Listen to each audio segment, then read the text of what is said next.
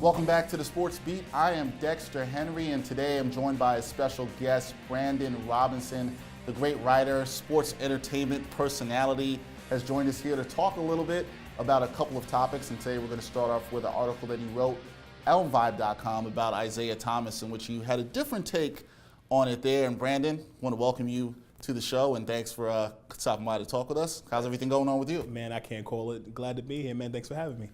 Definitely glad to have you. Let's get into it. Last week, Isaiah Thomas, news comes out that the Liberty have decided to hire him, and this was a controversial hire. Everybody around the league and everybody in the sports world is talking about this. This is a guy who had a sexual harassment suit when he was with the Knicks. You wrote a different side of the story to it and talked about how it could be a positive of him to come back in New York. Why that side?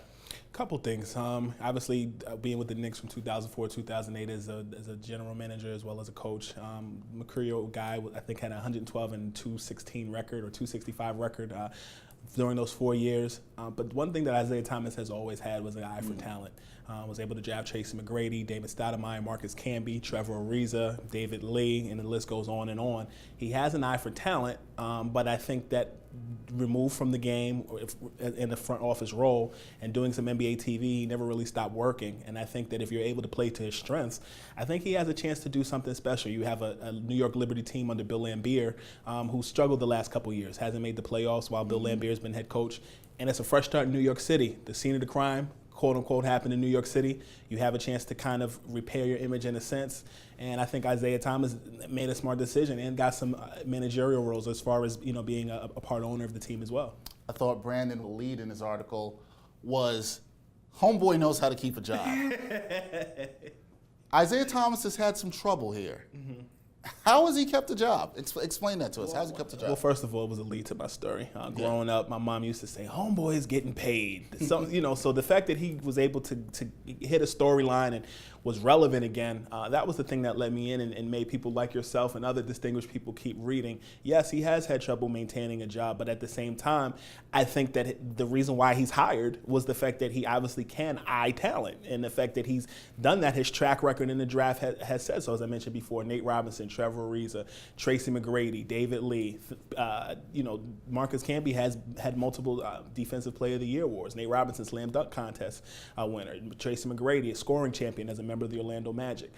So he's had opportunities. And let's not forget, when he was the general manager of the Toronto Raptors, the way that you saw the Miami Heat play small ball when they won 2 championships, that was actually something that the Toronto Raptors implemented almost a decade ago, where you traded to get Doug Christie, and you had Charles Oakley, and then you had Vince Carter, Tracy McGrady, and some of those other characters playing small ball. And I think that you saw Coach Eric Spoelstra utilize a similar offensive scheme when he was with the Miami Heat. So I do think there is some brilliance to Isaiah Thomas, and I think it's on his onus to really capitalize off of the position that he's in now and help the New York Liberty expand to the next level. The East is wide open for the Liberty, and they have the chance, with people like Swin Cash and some other pieces on that team to make the playoffs. I did predict that in my piece that they would make the playoffs. That's as far as I'm going right now. Now, we spoke about this off camera, and for the audience knows, Brandon brought a positive side to Isaiah Thomas. A lot of the publicity around Isaiah has been negative. So now that you wrote this piece and it's out there, we talked about this, and there's been some negative backlash to you for writing this. What has that been like, and what's been the reaction of the public like to you with what you wrote? The story came out over the weekend, and it was on Mother's Day, and I was set my alarm clock, getting ready to go to church, and a certain gentleman has been harassing me the last day and a half, and he doesn't agree. He brings up, the draft picks that the New York Knicks actually gave up to get Stephon Marbury, and those picks later, Portland was able to pick up LaMarcus Aldridge for one. So I wholeheartedly focused on not making excuses for Isaiah Thomas's past, but at the same time looking at the things that he has done. And, there've been people on Twitter who've definitely not agreed with me, but hey, they talked about Jesus Christ. I'm not him. At the end of the day, nobody's going to agree with everything that you say. And, that's the luxury that I have in writing an op-ed piece, for one. And for two, the season starts in June. So Isaiah's got time to kind of put his game face together and collaborate with the Liberty organization. We're going to get into how exactly he impacts the Liberty organization. We're going to talk about that a little bit down the road. But if you look back, he had the sexual harassment suit with Anuka Brown Sanders, and that came out. And now he has another job. Homeboy's got another job, and he's running a women's basketball team.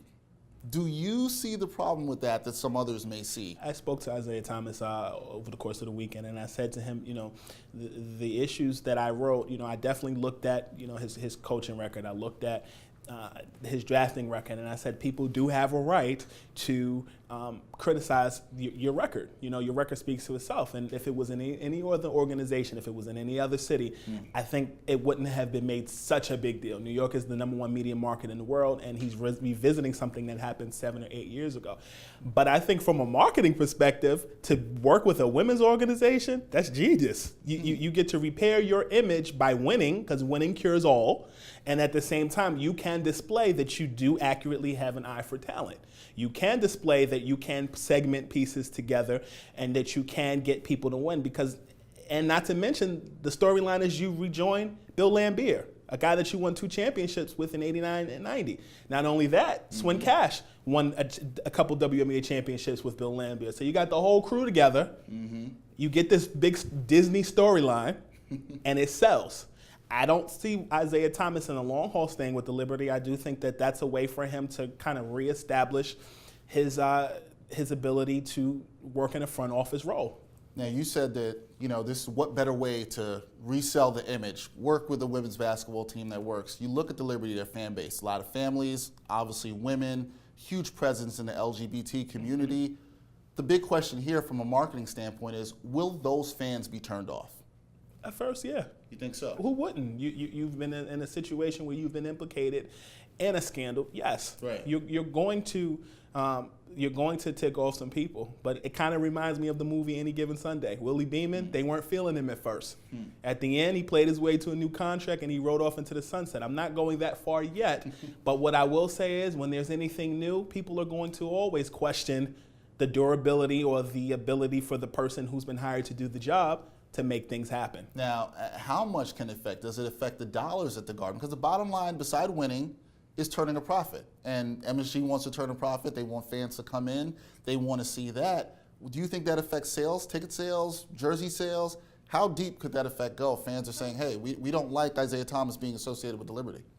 I don't think so. You don't see it? I don't think so, because again, assuming that they win and assuming that they do what they're supposed to do, winning cures all. I think that green is the universal language, but I think winning is the key to the ignition that allows people to want to reach into their pockets, their purses, their Louis Vuitton bags, and make it happen. So I do think that Isaiah Thomas, and he's not the coach, he's not playing on the floor, he's behind the scenes, and I think that New York sells itself. The other thing that people are going to look at and people are going to be concerned about, Knicks fans are always concerned, and Knicks fans, you know this, you're concerned about Isaiah meddling with the team. You spoke to him.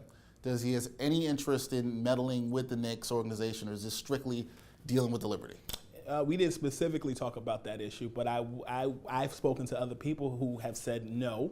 I think that's the attractive thing to do. Obviously, he and Dolan's relationship goes way back. I guess they played in the sandbox together at some point, but it seems that that question with the Dolans and Isaiah continually comes up. Obviously it's been said that Carmelo Anthony, the move that got him to the New York Knicks a couple years ago, Isaiah Thomas, he and Spike Lee were a vocal point in selling Carmelo Anthony to the Knicks, but they have a team president in Phil Jackson, and they've got their own issues. The Knicks obviously had the second worst record in the NBA this season, behind the Minnesota Timberwolves. I don't see it happening, but you never know what questions somebody has. You never know what a text message says. You never know what a phone call or a FaceTime message, how that goes. But at face value, I don't think he'll have significant input. So to wrap things up, I don't want to put words in your mouth, and for those who haven't been able to read Scoop's articles on Vibe.com, you can definitely check it out there. It's a very good read. You think this is a positive for the Liberty? You think this is a positive for Isaiah Thomas, and you think this is a positive for New York City? Is that your position? I think it's a positive for Isaiah Thomas. I think going into it, I think the Liberty are going to be criticized, but take a look at it from this perspective. The New York Liberty are one of the original WNBA teams. They battled during the Teresa Weatherspoon and the Rebecca Lobo era. They never were able to seal the deal, winning a WNBA championship. Suppose you do have a person who maybe not be favored right now, go in and get the talent that you need to go in and get you the players and help you execute in getting those players on the floor. At the end of the day, it goes to coaching, but you need an architect to put those pieces together. Would you really turn down the opportunity to win based upon just perception? I do think that at the end of the day, if they win, I don't think that people will always necessarily remember the past. That happened 7 or 8 years ago. I'm not making excuses for it, but I'm focusing solely on the winning aspect. What did the former owner of the Oakland Raiders say? Just win, baby. Just win. And I think that that's what he'll be able to do. So winning cures all. We will see what happens with Isaiah Thomas and the Liberty, and if there will be any effect of hiring Isaiah Thomas, who is back in New York City. You can follow Brandon Robinson on Twitter @ScoopB. Check out his articles on Vibe. Wrote about this, many other great topics. If you want to follow me on Twitter, you can hit me up @DexSportsBeat. If you want to comment more on the show, tell me what you thought about the discussion I had with Brandon, chat more about Isaiah Thomas, or anything you want to chat about in the world of sports and business. That's a wrap for this edition of the Sports Beat on BEN, where jobs come first. I'm Dexter Henry.